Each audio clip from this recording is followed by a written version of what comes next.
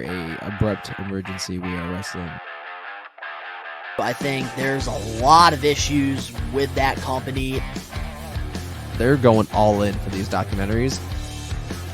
I want to be champion. I want to be the one to carry that flag. Hate being a wrestling fan and love being a wrestling fan sometimes, but realize we're all just selfish pricks. It's business. So when guys start getting released and stuff, I got questions that need to be asked. We are Wrestling Extra.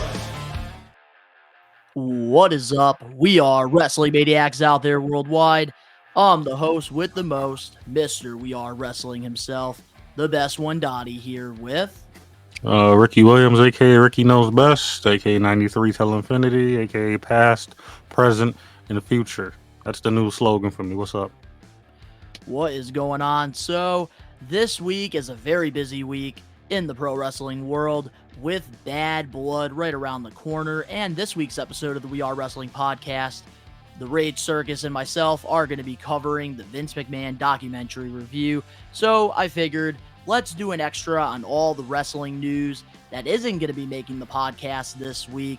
And there's lots of juicy topics. So before we get into that, if you're not a We Are Wrestling Maniac yet already and you're listening to this extra, give us a 5-star review, not just any review, a best one review, and download the episode and give us a follow.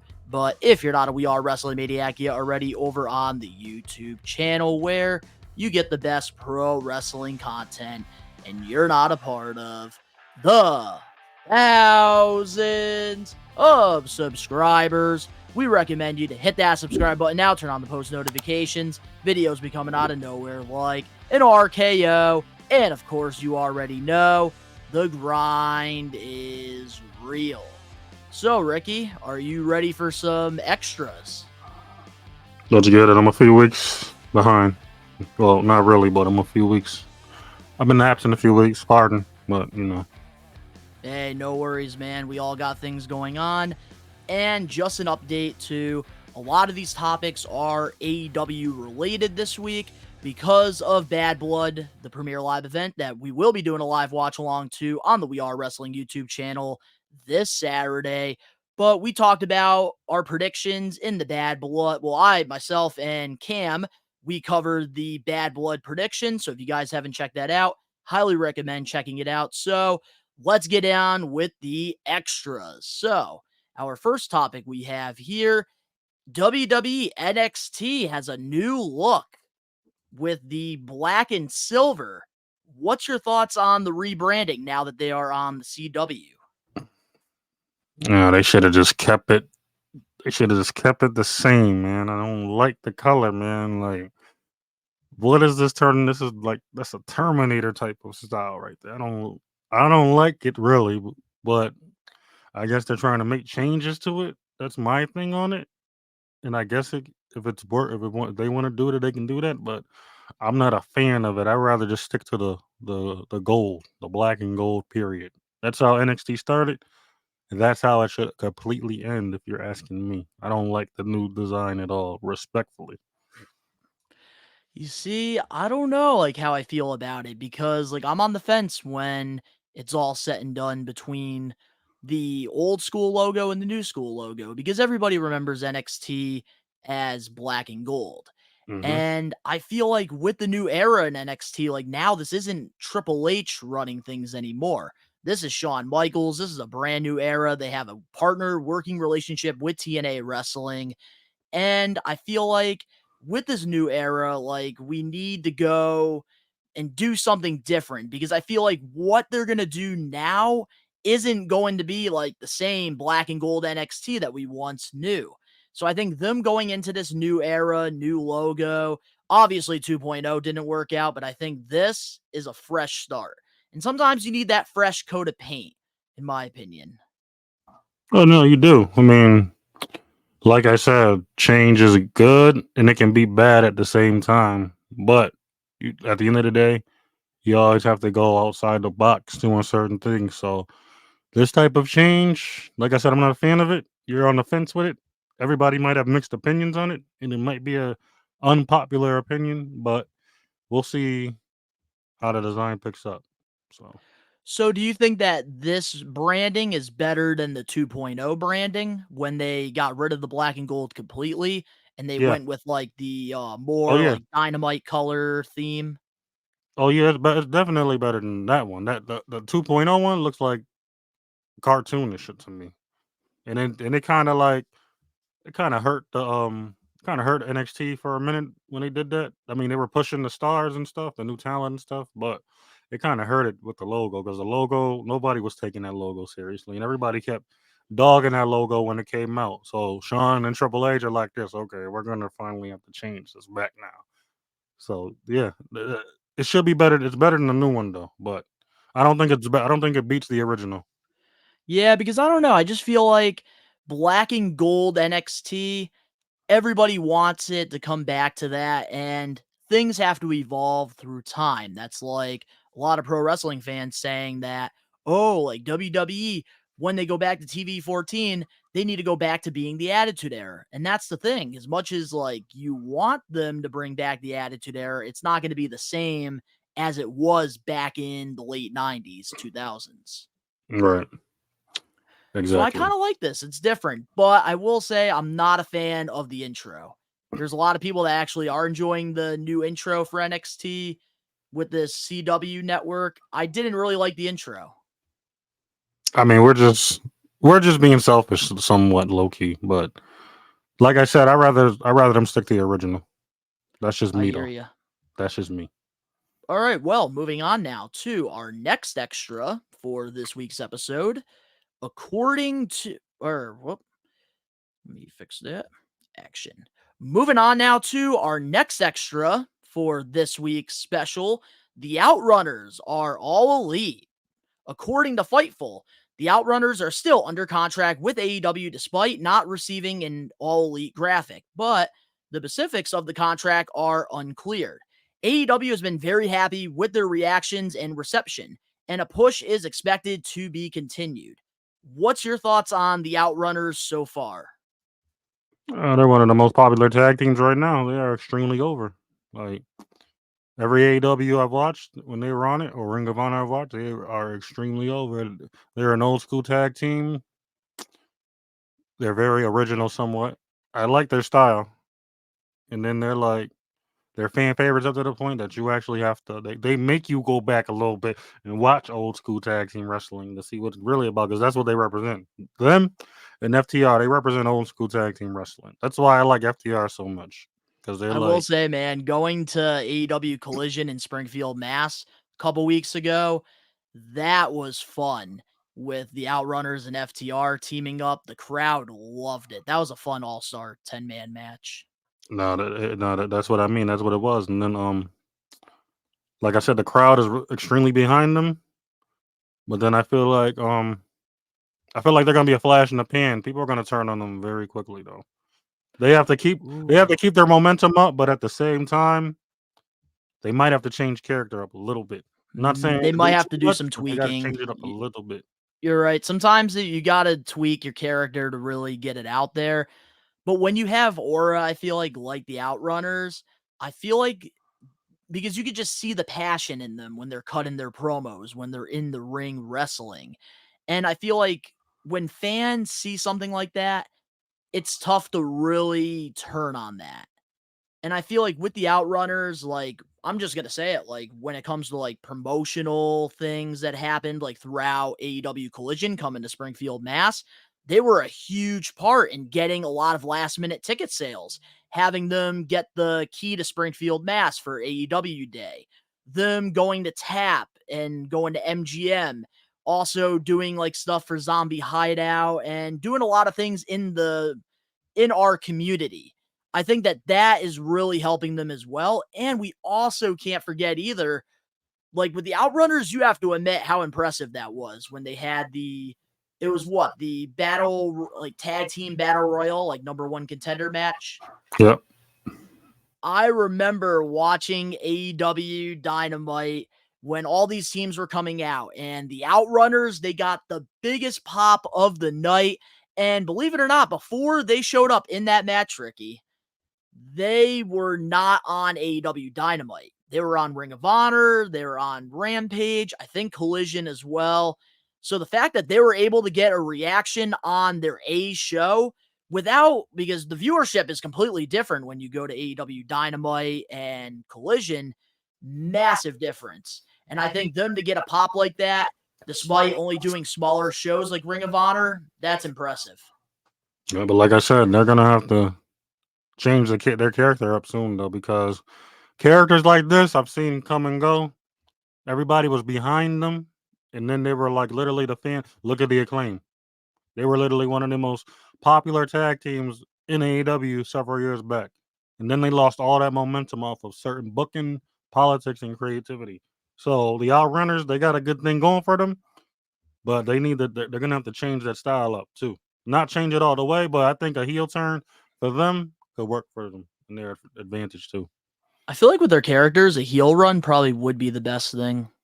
Right now, it got to be, because like look at FTR too. Like they're long overdue a heel run too. They've been faces for a minute, and Yeah, I feel like one or FTR the is getting other has to stale. be a heel or face. But I feel like right now FTR should turn heel. Outrunners should be face because they're so over with the crowd. Yeah, but then like I said, I hope they don't lose their momentum off of Me what they're doing, either. because they're doing good. So, but FTR turning heel, I never thought of that neither. So you might be onto something with that one. They are pretty good. But moving on now to our next extra for this week's special. According to Wrestle Purist, Shelton Benjamin is AEW bound and is expected to sign there. So what's your thoughts on AEW showing interest in Shelton, and how do you think they should book his debut?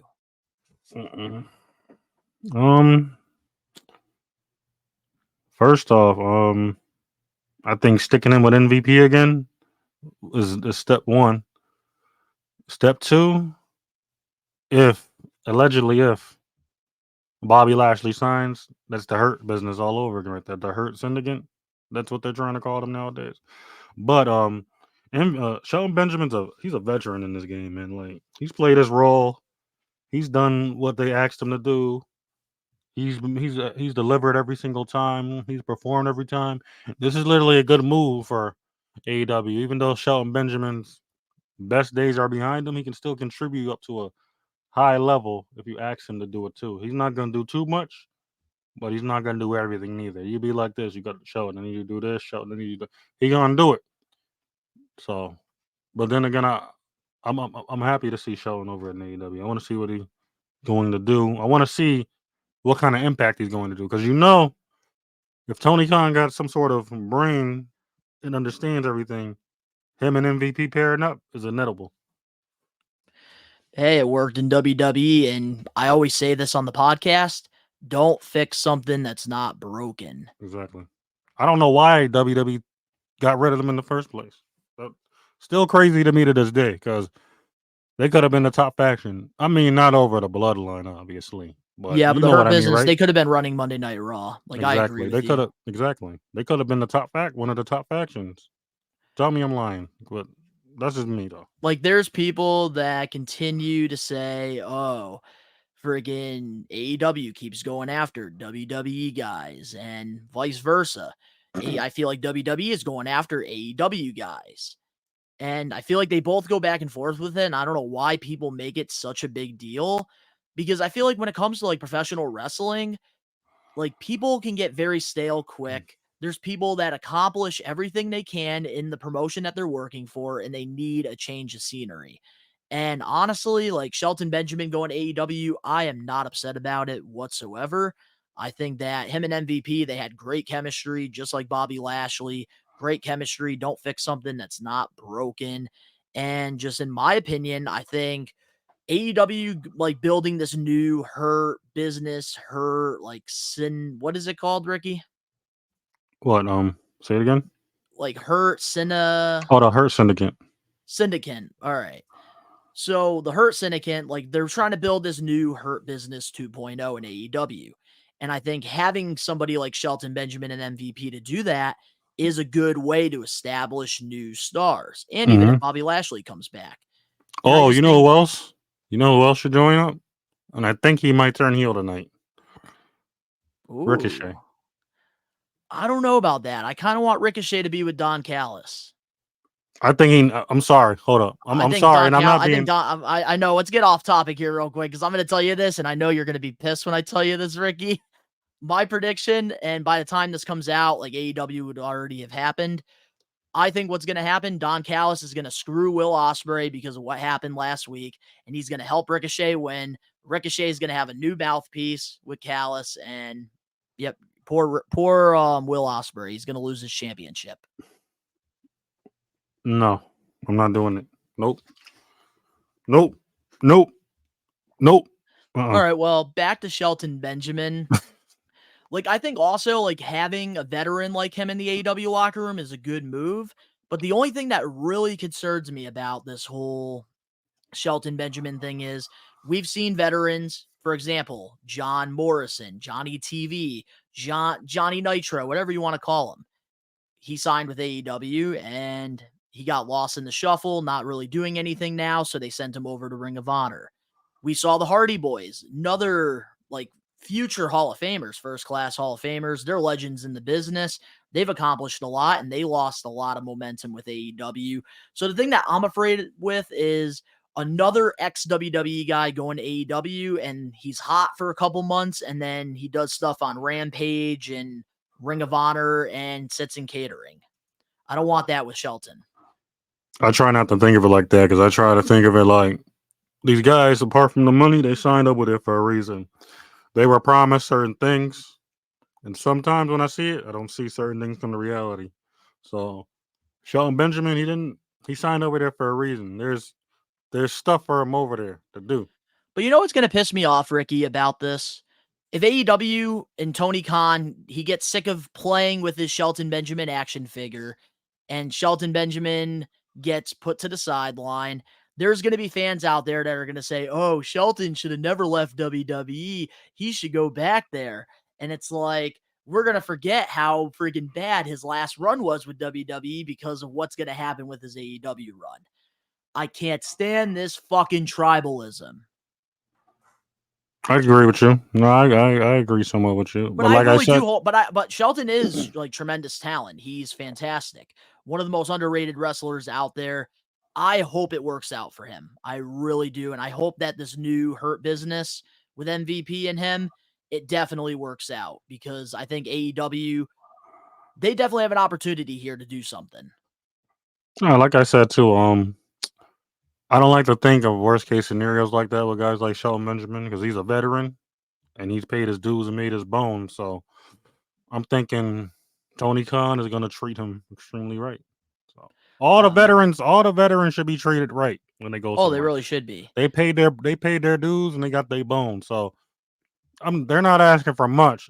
Just make them look good on TV and promote them well and help their brand grow. That's it. And have them put on solid matches. And it's not like they have to get squashed in 2 or 3 minute matches. Have them have like a solid 10 to 15 minute match on television and put over some of your guys that don't have that television experience like Shelton Benjamin. Exactly. So I hope it really does work out, which I think Shelton, I think anything's going to be better than what he had to go through during his last run. But moving on, he can still wrestle too. He can still go too. He can still wrestle. Go. Yes, he can.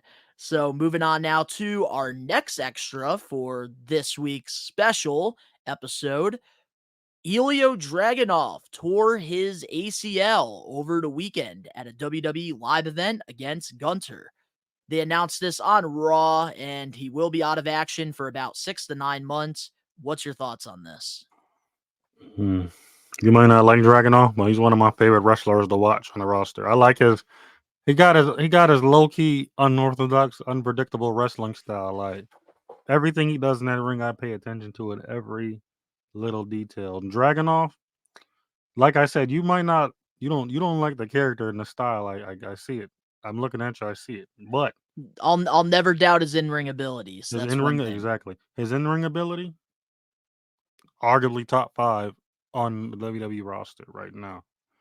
And when you give him that chance, and when he gets to that chance, and hopefully, because Dragunov, call me crazy, whatever you want to do, I don't care. You can put the strap on him for a few months, he'll deliver every single time. But The promos, they weren't better like they were in NXT UK, but they can still get better. His whole character, Brazona, can get better. And I think for him to step up, he should join Gunther. He should join Gunther.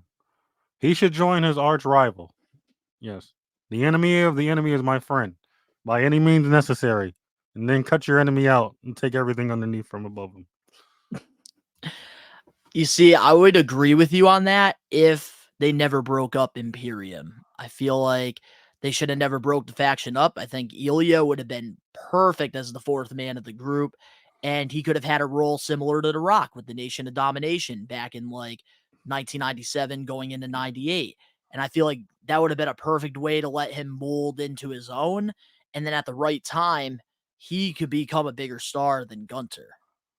Because look at it like this, too. There's only 3 guys on the roster to beat Gunther.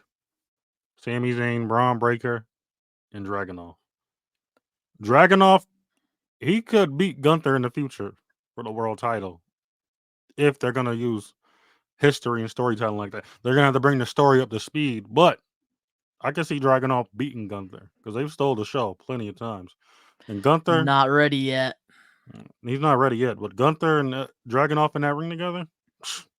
Now, when it comes to Dragunov, I think like an Intercontinental Championship run, I could definitely see down the line. I could see a United States title run. I even been pitching the idea, Gunter bringing back the European Championship, giving it to Kaiser, and have him friggin' do a European friggin' run. Because you can have these international guys like Sheamus. You can have Pete Dunne go after it. You can also even add friggin' Elio Dragunov to it.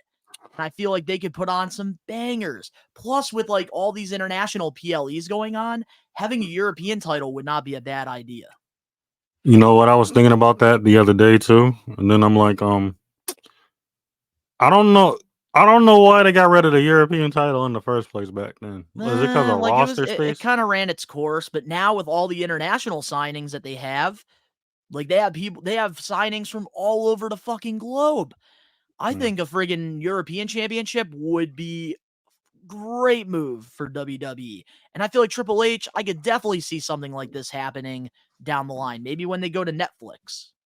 I'm gonna have to message Triple H 20 times a day on Twitter, and for that, like, yo, we need it. Yeah, that's what I'm saying. In the last time the European Championship felt important was 97 when it debuted, right? British Bulldog and Shawn Michaels. Nah, the last time the European title felt important, in my opinion, had to be when William Regal held it around like 2001, like 2002. Yeah. Well, Regal was he's literally from that. He's from that cloth, so that's understandable. I did like when Jeff Hardy held it. I did like when Rob Van Dam held it. I liked when Christian held it. I don't know if you remember Kurt Angle had the Eurocontinental Championship. Yep, when he had both titles. I remember that. That was like WrestleMania 2000. Yep. So then I'm like, you're not wrong neither. But you said give it to Ludwig Kaiser. Well, I just think Gunter bringing the European title, it would be a good way to introduce the belt. Unless you want to have Adam Pearce or Nick Aldis or Triple H make the announcement like they typically do. I just thought that maybe that'd be a good way to kind of bring the title back by having Gunter present it to Kaiser, because Kaiser's been his right-hand man throughout everything. More like Aaron Boy. I'm sorry, like at this point. Well, obviously, but I'm just saying, storyline-wise, I feel like that could be a good way to bring the championship. Yeah. In order, hold up, my bad. In order to make, I know we're getting off topic a little, but I gotta say this real quick. They gotta start because I'm losing faith in Kaiser. Like, y'all gotta start giving him some wins on TV, man. He's losing literally every match, and the Undertaker's going out his way to say this guy is literally the future, one of the futures of this business. And right now, him losing every week is making me sick to my stomach, and it's not working out. So either he starts getting some wins, or he's going to turn into Vinci. I'm sorry. Oh, Vinci, he's already in career suicide. Let's hope that doesn't you heard happen. about that? Oh, I'm going to tell you off camera about that. I already know some stuff about that. So now I will share my thoughts, though, on the injury with Elio.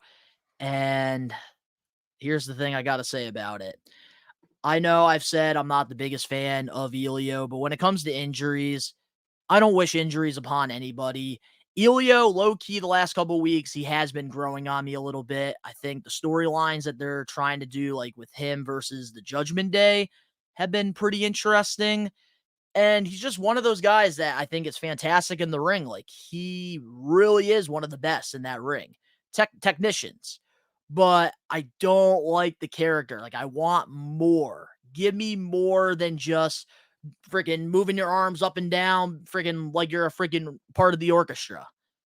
But here's the thing, though, like with him tearing his ACL, it is unfortunate because he has been doing a great job since getting called up to the main roster, despite how I feel, because we all have our favorites, we all have our least favorites. But with Dragunov, he's somebody that is very talented. He is an asset to the Monday Night Raw brand. And every time he's out there, he is putting on great matches.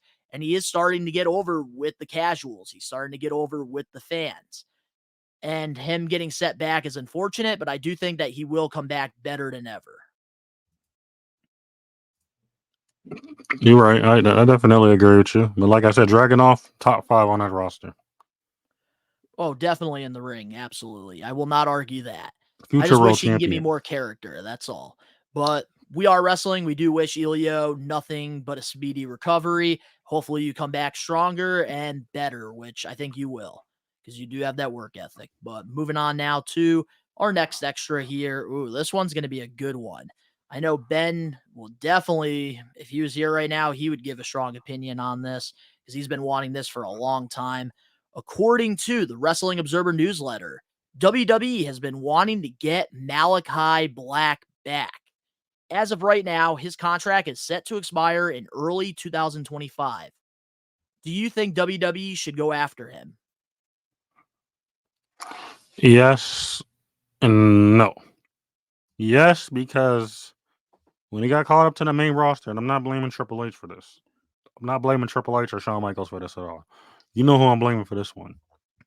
He didn't look like the same type of guy in NXT at all. He didn't even look like a main eventer. He didn't look intimidating.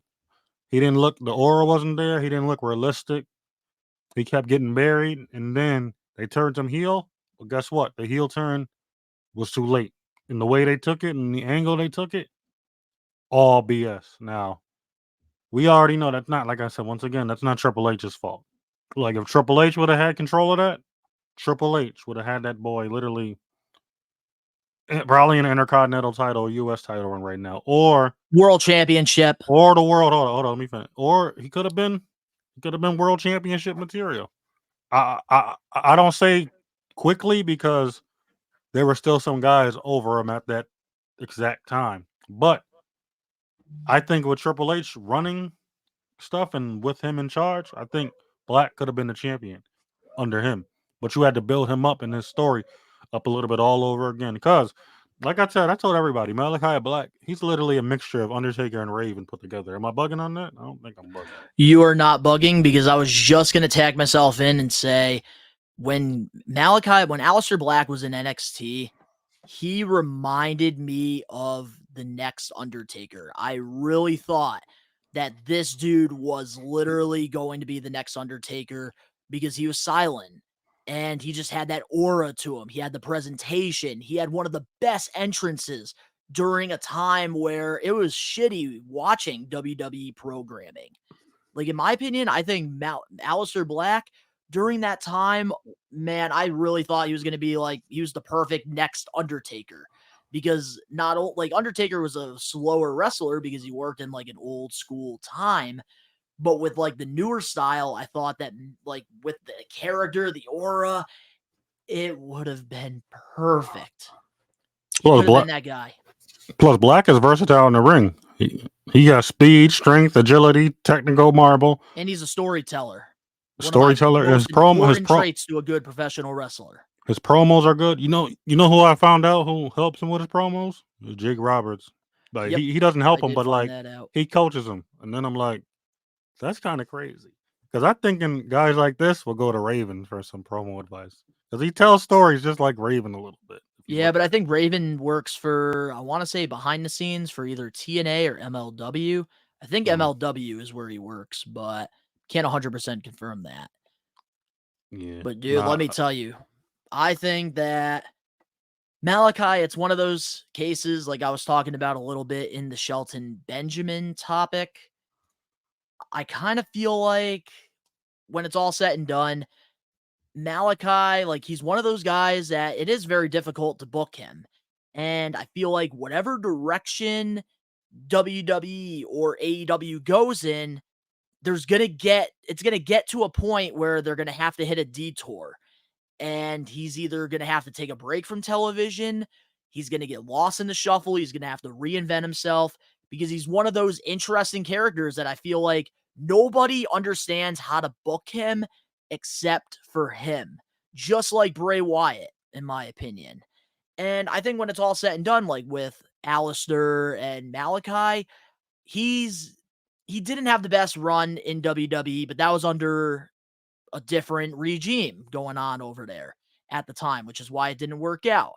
Now with Triple H and Shawn Michaels, I think that Alistair coming back to WWE would not be a bad thing. But one of the things that has happened during his AEW run, he has caused and gotten a lot of injuries. And that's something that is very concerning with the WWE schedule, even though it's not the same as AEW, like it's not the same as it used to be. Can Malakai work a full WWE schedule despite the injuries?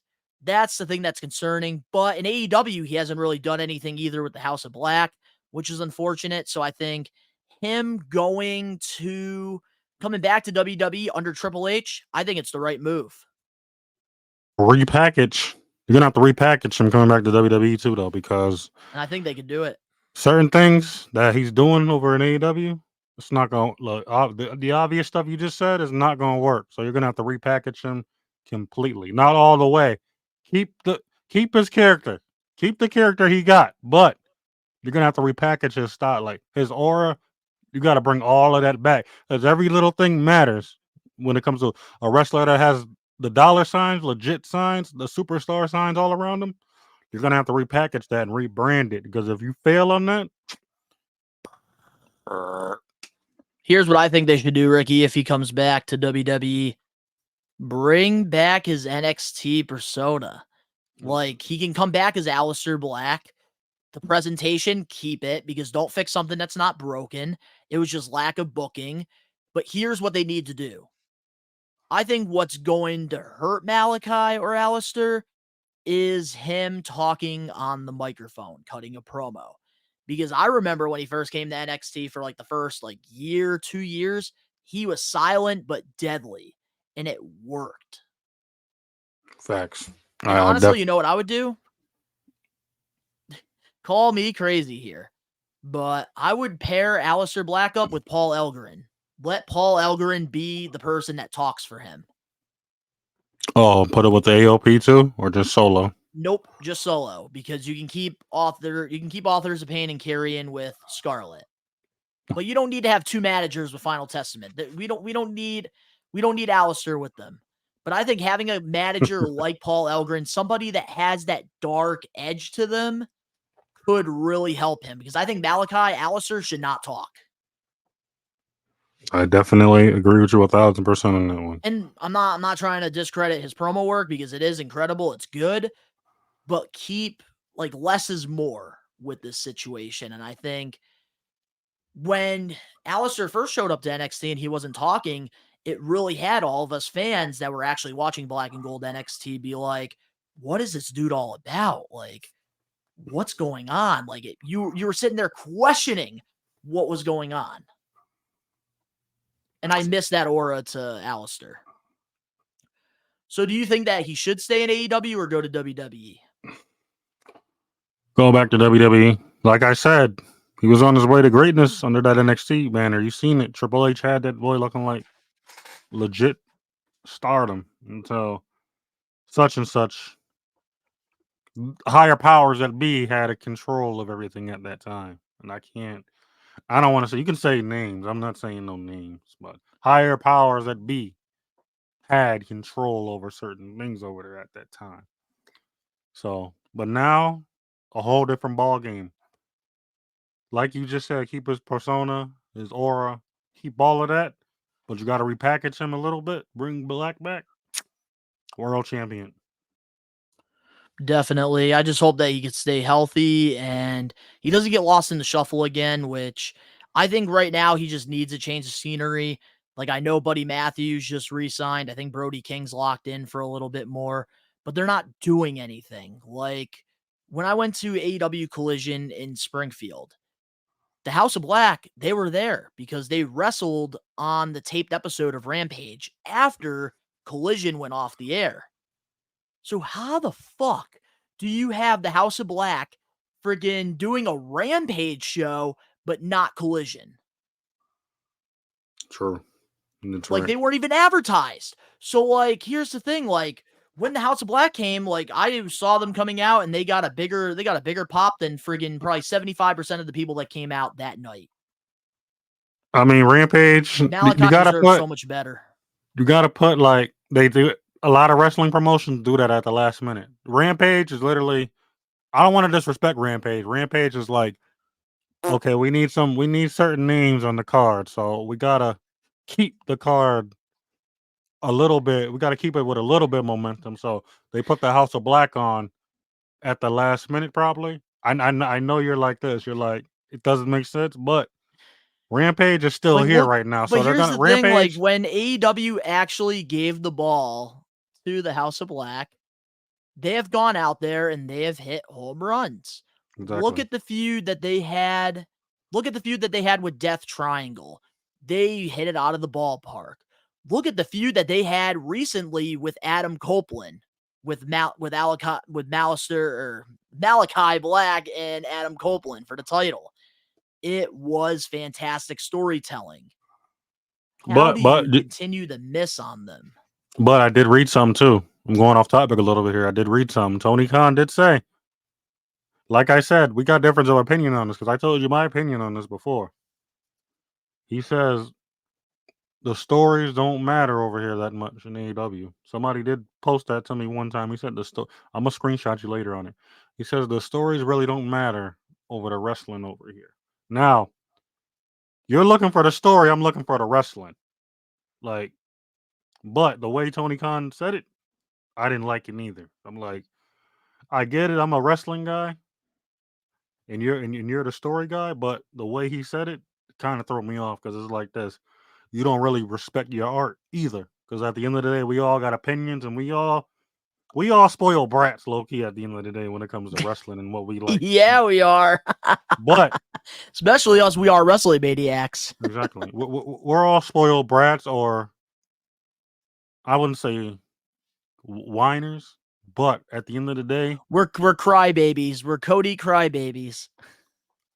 Something like that. But it's like, bro, you don't have to say it like that because like you're literally like you're laughing in our faces and you're literally saying you can dictate everything behind the scenes just to be a a-hole about it. And then we're gonna keep complaining every week because we know the truth that what you're doing, but you're still gonna do it anyway. And then that's gonna get us even more mad. But like I said, we got difference of opinion on wrestling. I like the stories too, but the wrestling has to be there for me in the ring. The story's always gonna be there, but the wrestling has to add up to it. And here's what I'm going to leave it at. Like I always say, we all look at pro wrestling from a different lens, and that's what makes the sport so entertaining. Because we all have our preferences of people we like, people we don't like, what styles we like in the ring. Like, obviously, for me, I'm a huge storyteller. I know you're big into like the technical wrestling and strong style and stuff.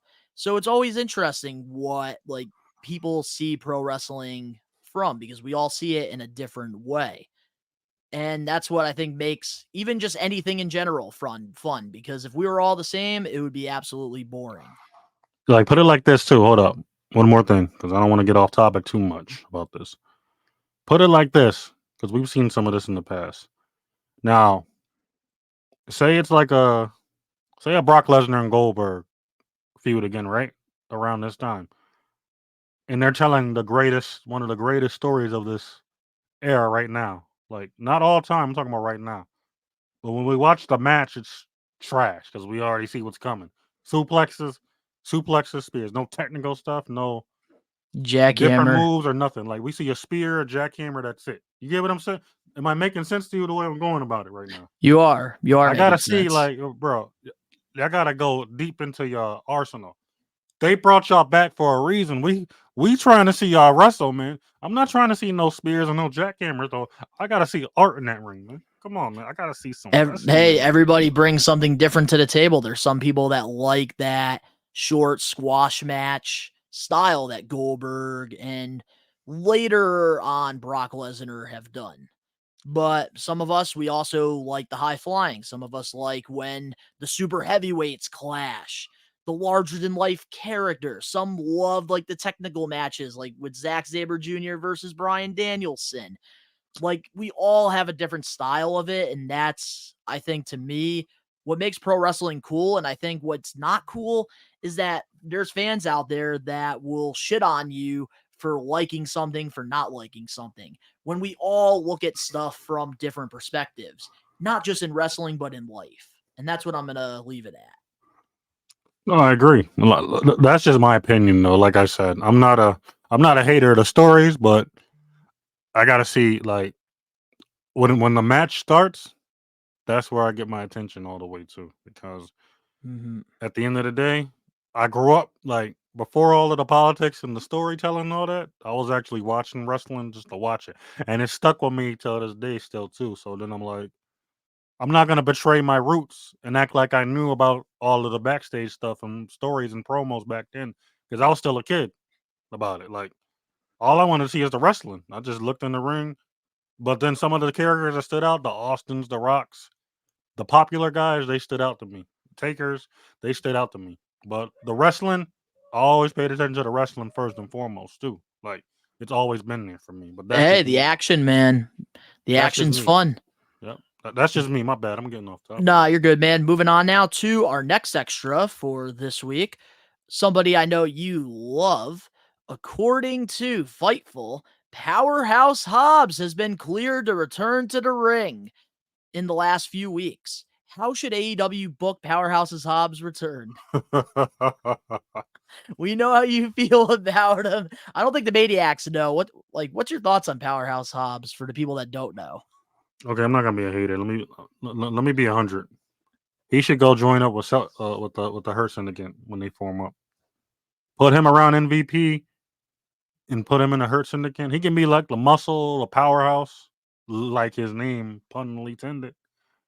He could literally be the muscle over there, because he was under Don Callis, right? Yeah, I think he's under Don Callis, right? He's with the Don Callis He family ain't, right now. he's not doing much over there. Like I can't remember what he did last.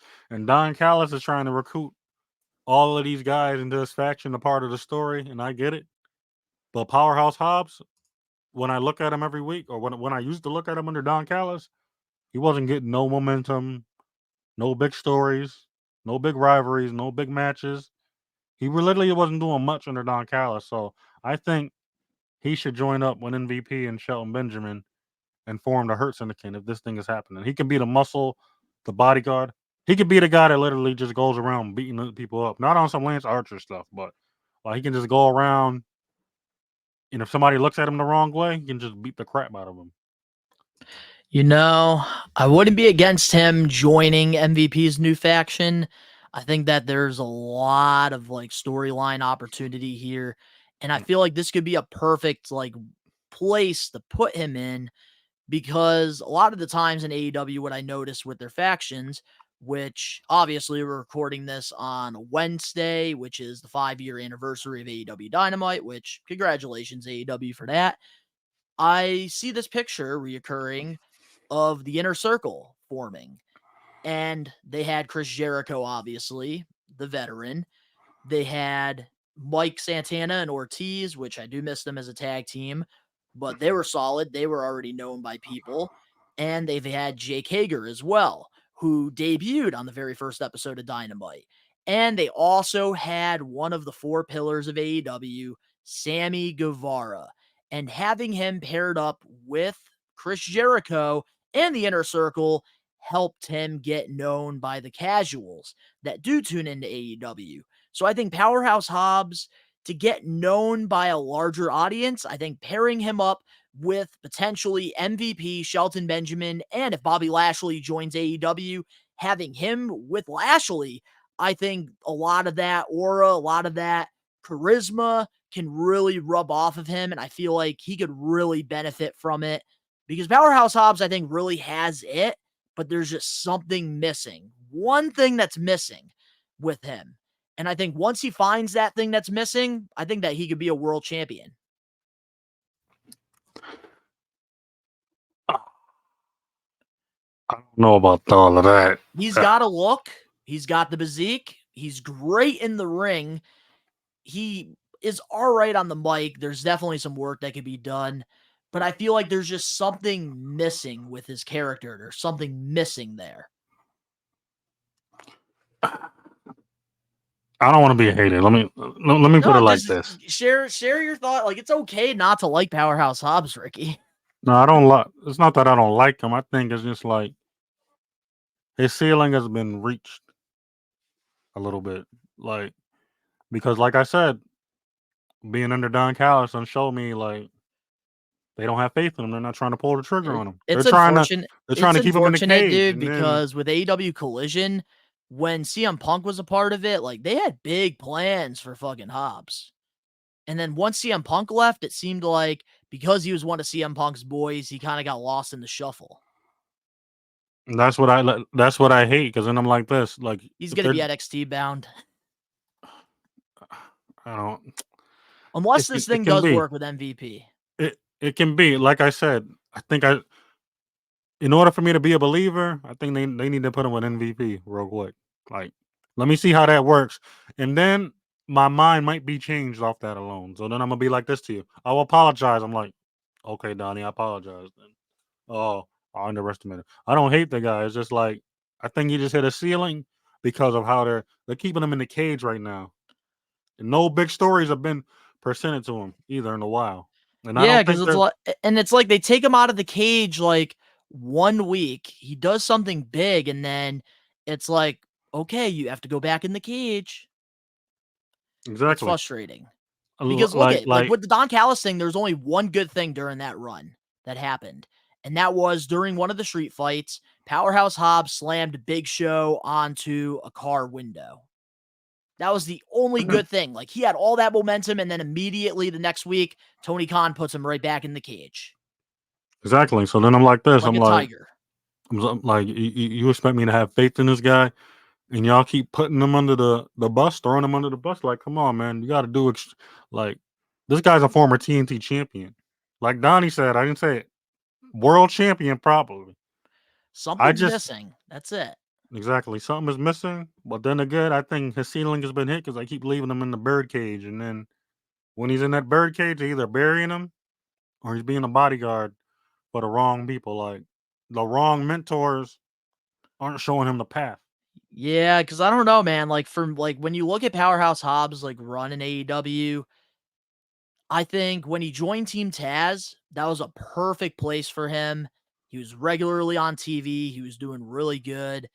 And then I think having him with Ricky Starks, well, yeah, that was part of Team Taz. But then he took like a hiatus because after he left Team Taz, he kind of went off on his own. I think lost a lot of momentum.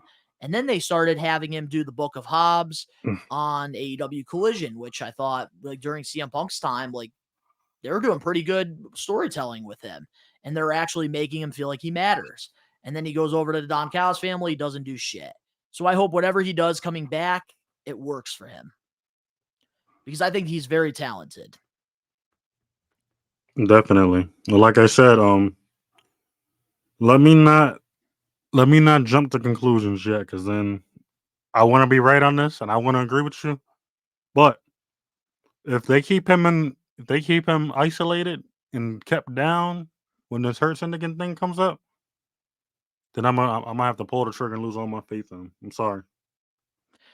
I think if it doesn't work out, he's going to WWE, but we're going to have to wait and see what happens. Moving on now to our next extra, and this one I think is a pretty funny one. During an appearance on Busted Open Radio, Darby Allin commented on the comparisons between WWE and AEW brands. And this is what Darby Allin said. If people are going to compare the two companies, WWE and AEW, I like to put it as a music reference.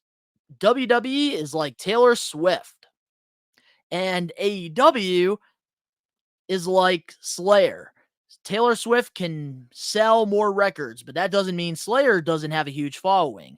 Our brand of music is a little more intense and violent, and if we don't have to change, and we don't have to change anything, we don't have to sell the same records as Taylor Swift. We're kind of in our own world. That's what I like to compare the two things to. What's your thoughts on Darby Allin's comparison? He ain't wrong. He's not wrong. But at the same time, because I'm a hip hop head, I'm gonna put it like this.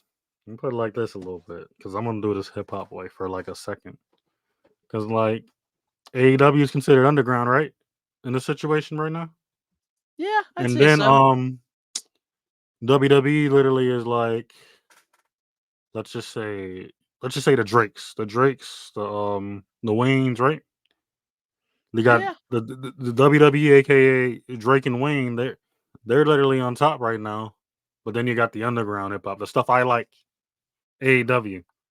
I'm not gonna say a lot of hip hop names, but there's I'm a fan of lyricism. I'm a fan of effort, dedication. I'm a fan of all of that. I'm a fan of Wayne and Drake too, somewhat. But the underground is where I stick at. Like the effort, the dedication, the violence in the music. I'm not promoting violence on this, by the way. I'm just liking what I like. All of that and then some about hip hop, what it all started from, the graffiti, the boom bap, the dance and all of that. That's in AEW from what I see it a little bit. That's where it's at. If I'm looking at it like that for me, that's where everything is at. Now, the Drake and Wayne, I'm gonna pop my head up and I'm gonna watch it still. AKA listen, I'm gonna be like, oh, okay. It's cool. Okay, they're dropping some fire. WWE's dropping fire they're dropping. I'm not gonna say once in a while because I've been watching WWE and stuff since I was a kid. But then I'm like, okay, they're dropping fire. But AEW's underground. I'm like this. I'm underground, Donnie. I'll see you later. You're more interested in the underground stuff, and that's kind of how I am too. Like even when I'm a fan of the legends too. Even with I want to put an example out. Like even with the Ruthless Aggression era in WWE around 2005 to 2009, I enjoyed watching TNA wrestling a lot more than Raw and SmackDown. There's just something about the independent wrestling to me that I really enjoy because I like watching guys start from the bottom and work their way up before other people know who they are. And put it like this. Why do you think I'm a huge MJF fan? Because I watched that man wrestle when he first started in the business. And put it like this. Like you say TNA back then. You could say that's the Drake, the Kendrick and Wayne coming up. TNA, the Drake, the Wayne, the Kendrick came up like that. Like because they were coming up around that time. And then TNA was coming up. The AJs, the Genials, the those put that together. And that stuff literally is the same in a way if you put it like that. So you get exactly where I'm coming from. Then. So we're on I totally get it. Because even with AEW, like despite them not putting on the best television, which I feel like they're starting to pick up momentum now, but like that's where the earlier in talent 2024, it wasn't that good. I still was behind them because I love an alternatum. I love that there's more than just the WWE to watch. Exactly. And that's the thing, like Darby Allin's comparison, yes, it's funny. Friggin' comparing WWE to Taylor Swift, but he's really not wrong. Nope. That's where the nicest is at. Like if Darby wants to say it like that, I agree with him. That's there's nothing against WWE getting there because hell, I bet AEW wish they could be the Taylor Swifts, but they're not because they just started 5 years ago. Yeah, they have a long way to go. Yep. Taylor Swift, it took her years to get to where she's at. And like I said, it's not Drakes and the Kendrick Lamars. It's not bad. Like WWE, they don't need to. Like their bones are already made. They're official. But like I said, I'm going underground because I want to see some new stuff. Like I'm still learning. I'm still journeying. I'm still going. I'm like this. Yo, Don, I'm going underground real quick, yo. I'll probably be there all day if I'm going underground, I'm probably gonna be there all day. I'm not poking my head out and coming up to WWE anytime. So I'll be like this. Yo, Donnie, I might be here for a month. I'm not gonna lie right now. I'm gonna be underground for a month probably. And then when something comes up, I'll be like this. Yo, Ricky, this such and such came up. You know what I mean? I'll be like this. Oh, okay. I'm gonna. Okay. Now I gotta catch back up here now. But 9 times out of 10, though, I'm probably gonna stay underground, or I'm gonna go old school too. Because old school, like I said, old school hip hop is underground too, somewhat. You look at it like that. So I got to ask you one thing before we move on to our next extra. Mm. Are you a Swiftie? No, I don't. No, I'm not. No. Nope. I'm not either. Nope. You know what's funny about my? That's a You good know what's segue. funny? You know what's funny? Because like, I heard a few of those songs on the way over here from cars behind me and stuff, and I got annoyed very quickly. I'm like, I had to turn my radio up. Ricky's jamming to some Slayer. Then I'm gonna be extremely. But no, I'm not though. I mean, I'll listen to whatever, but no, I hear you, man. I hear you. It's only a matter of time before I get back to my bread and butter and what I like the most. So, all right, well, moving on now to our last regular extra that we have for this week's episode. Everybody's talking about this. The Lucha Brothers are not leaving AEW anytime soon. So, according to the Wrestling Observer newsletter, AEW is tacking on injury time to Rey Fenix's contract, which is nearly but not quite 1 year. Penta's AEW deal is up within the next 2 months.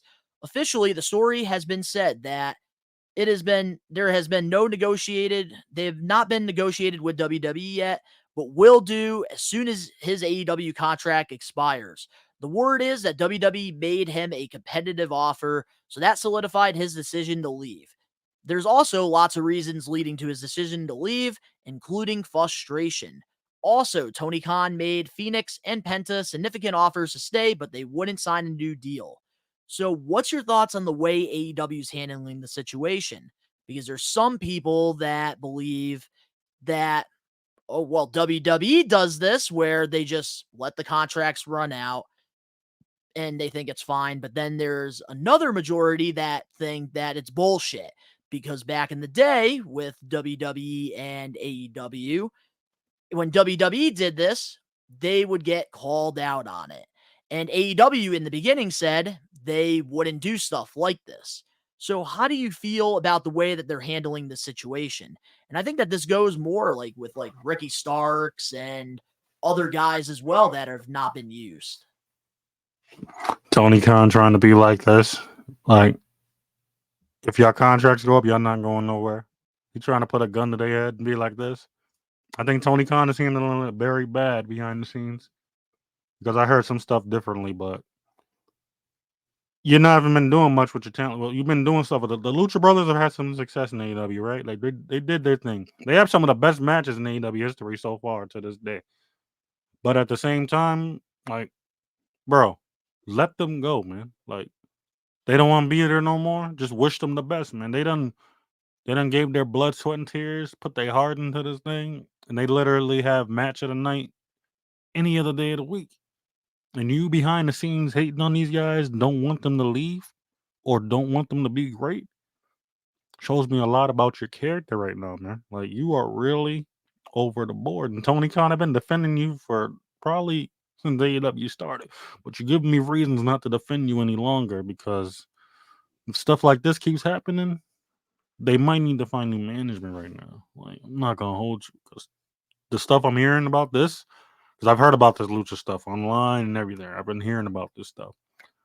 He's not trying to let them leave. Now somebody's gonna watch this and be like this. Oh, you're wrong. So show us the bar facts then. Bring them up. Bring them up to the We Are Tag me or tag We Are Wrestling or tag Donnie on Twitter. Give us the bar facts because this is what I'm reading off.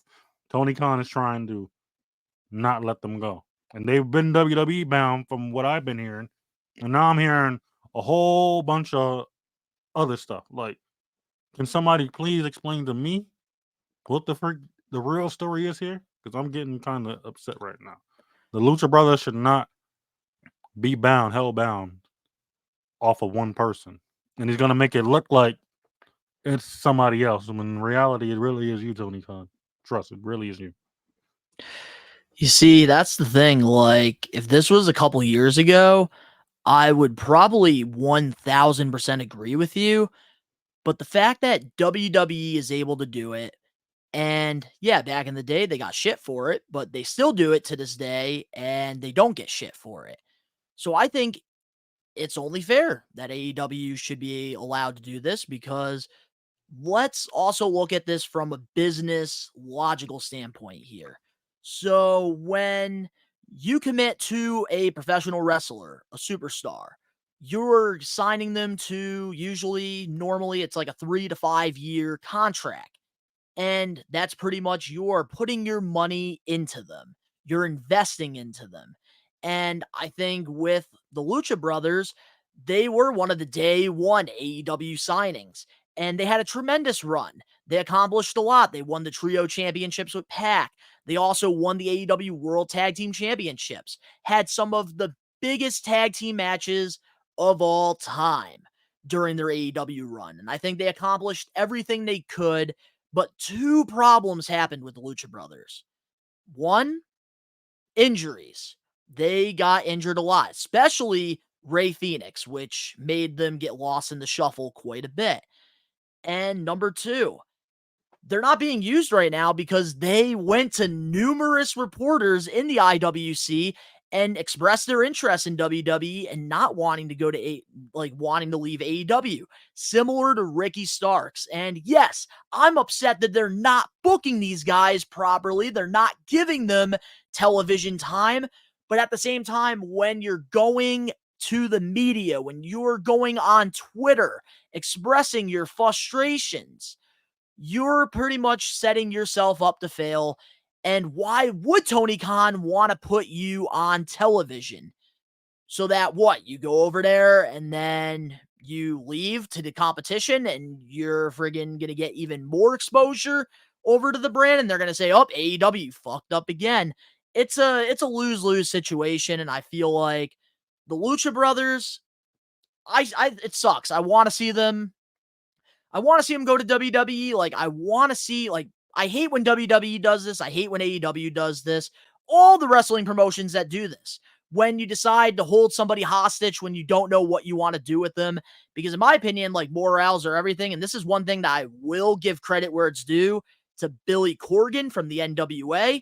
Because if somebody doesn't want to be a part of NWA, Billy Corgan is not afraid to just cut ties and tell them, all right, we wish you nothing but the best. That's the issue with WWE and AEW. If they find like some significant like in them, like they don't want them to go over to the other side, even though they kind of messed up. And that's like what happened. They went over to the other side. And I feel like with the Lucha Brothers, it's unfortunate because I think like their run in WWE is not going to be as good as it is that it was in AEW. But at the same time, they're not using them, so they do deserve to be on television. But I think like what they should do is have them come on TV and have them put over some of the newer luchadors, have them put over some of the newer talent before they leave. Because in wrestling, that's the way to do it. Woo! I definitely agree somewhat. I agree with you somewhat. But the only reason I'm saying it from AEW standpoint, because I hear a lot more about AEW online than WWE lately. From my end, I hear a lot more from them. And plus, you already know Tony Khan, his past, like he has a tendency to run his mouth on social media about stuff and make a lot of things work. Triple H doesn't do that. Triple H might do it. He might do it behind closed doors, but doing it on social media is like a seek for attention. And that seek for attention is gonna be like this. Nobody's gonna take you seriously. They're gonna look at you. They're gonna look at you like you're crazy for doing. But you see, that's the problem I have here. Like, it's not even Tony Khan that's going on Twitter here. It's Ricky Starks. It's the Lucha Brothers. And they keep going on these interviews and just continuing to slander AEW, hoping that they can leave. And there's one of the funniest tweets I ever saw was somebody, they posted, if you want to just leave AEW to go to WWE, all you got to do is get into a fight with Jack Perry.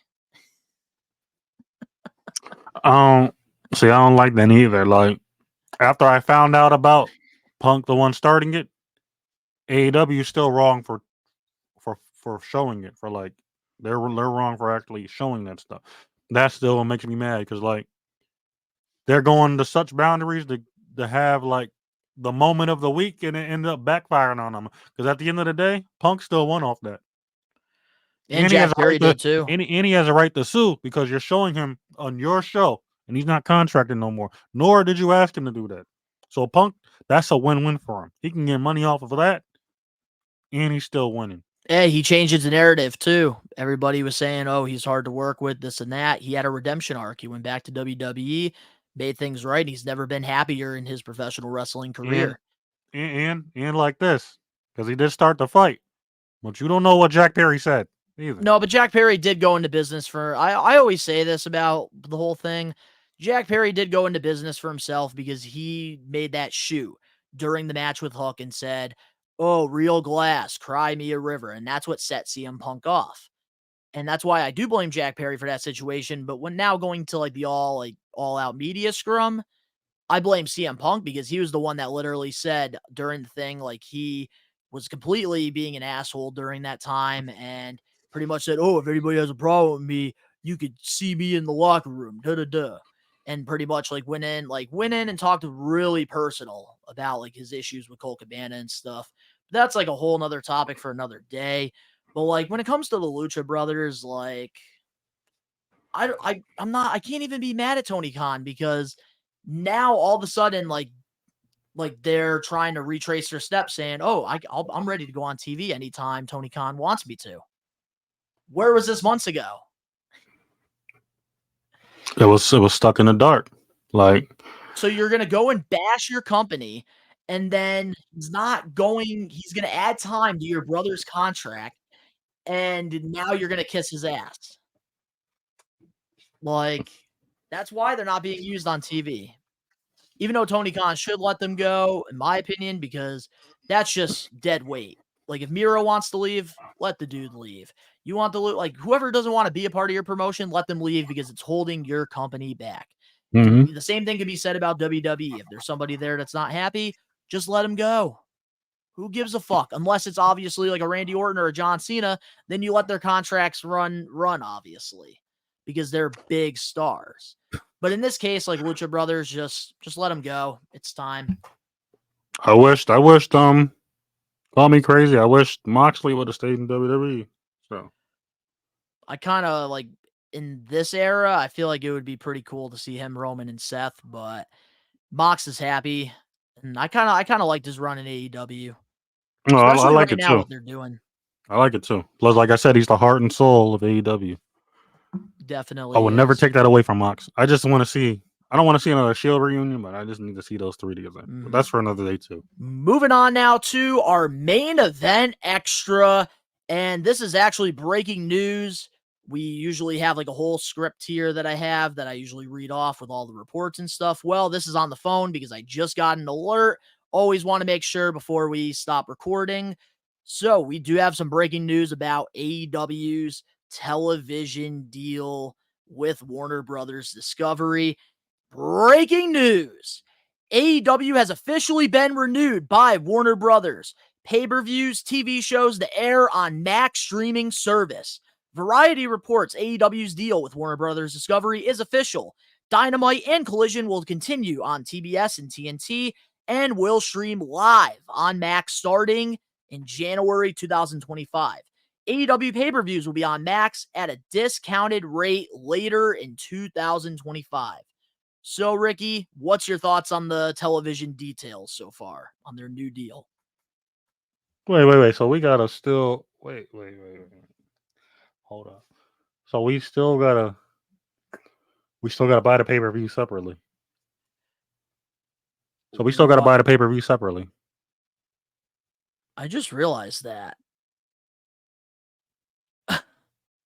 That's still a no low key. Get the heck out of here.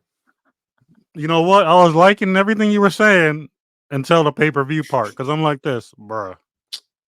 Yo, AEW, you think y'all slick with that crap, huh? You think that's gonna make us buy it like that too? Yeah. Yeah. it's a good deal. I mean, it's good for AEW, but y'all thought y'all were sneaky doing it like that because TNA does that same stuff too.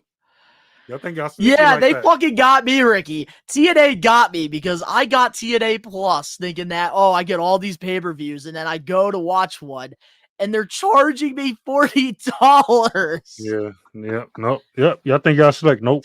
Y'all got to do better than that.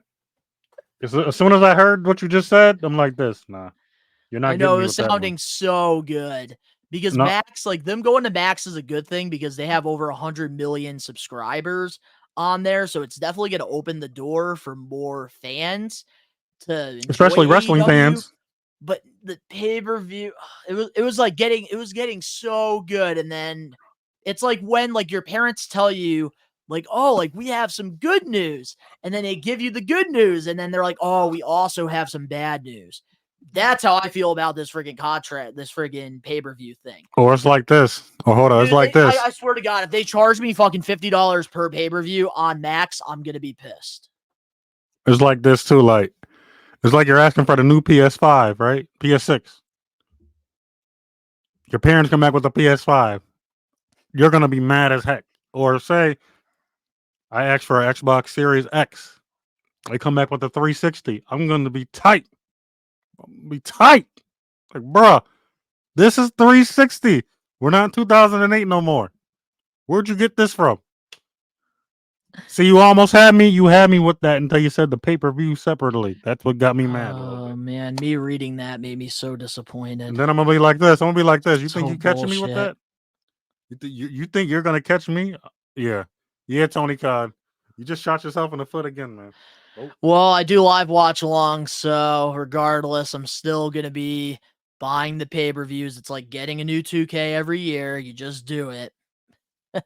I am so mad at this. Why?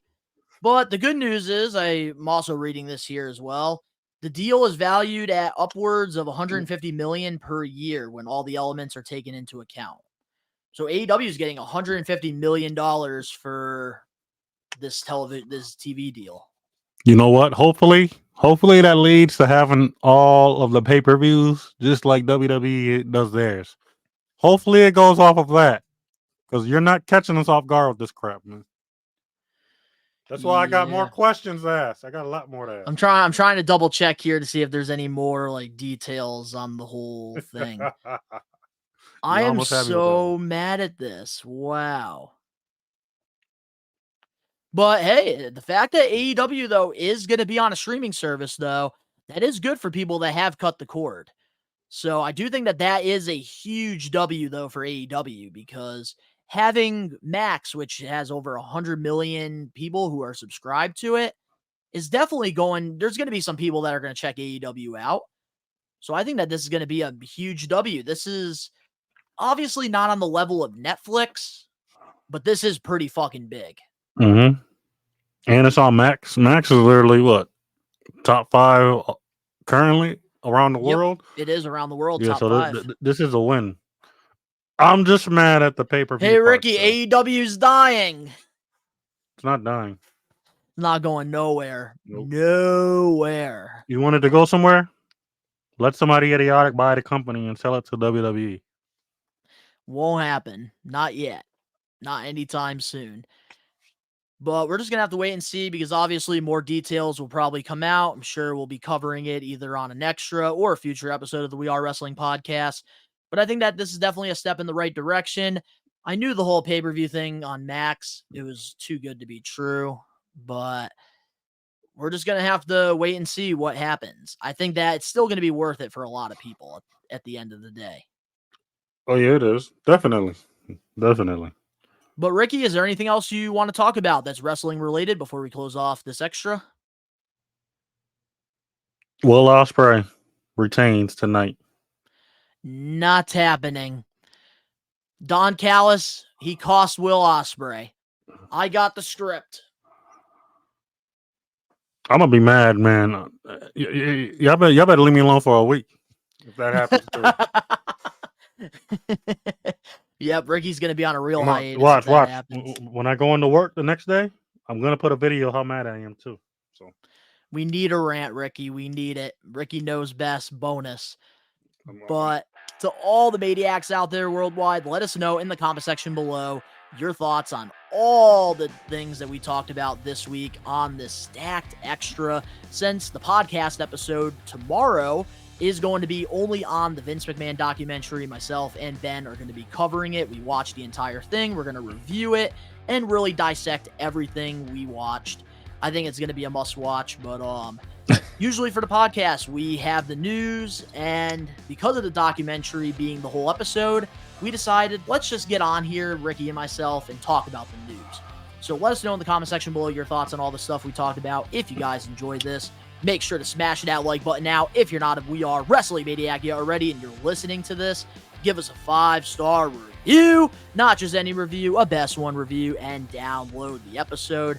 If you're not a Maniac yet already over on the YouTube channel, we're going to be doing a live watch along to WWE Bad Blood this Saturday, and there's the We Are Wrestling podcast video version over there, and a bunch of other awesome content, including the Bad Blood predictions and other watch-alongs. Subscribe, turn on the post notifications. The link's down in the description below. You can go follow Ricky and I over on our social medias and other YouTube pages, all that down below. And, of course, to all the We Are Wrestling Maniacs out there worldwide, we are taking over. Peace. We are Wrestling Extra.